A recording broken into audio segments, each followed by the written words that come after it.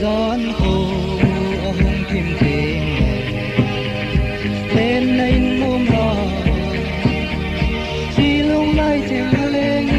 nhìn thấy lo sợ gió lôi lên trên cốm nói lo nuôi con có dấu sẽ lôi không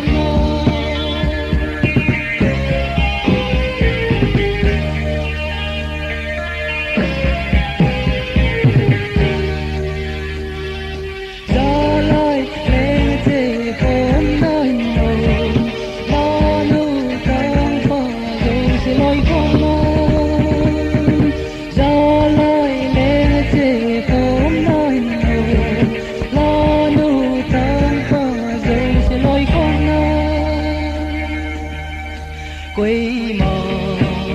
lên đăng cả ngày rồi về không nghe to quay mò thu dòng ghé lâu lùng lên thu xe gì gió lôi lên thế không nói đâu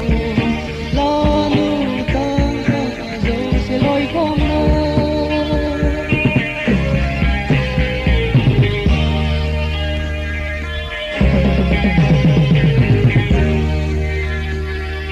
gió lôi lên thế không nói đâu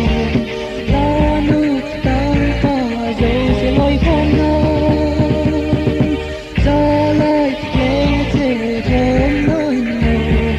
lo nu tăng cả dấu sẽ lôi không thil đằng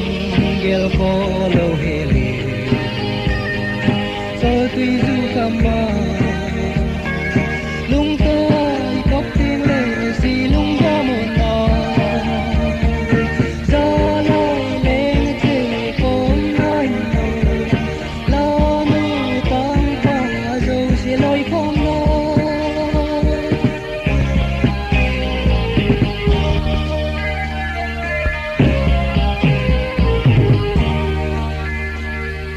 gió lôi lên thế không nói đâu lo nu tăng cả dấu sẽ lôi không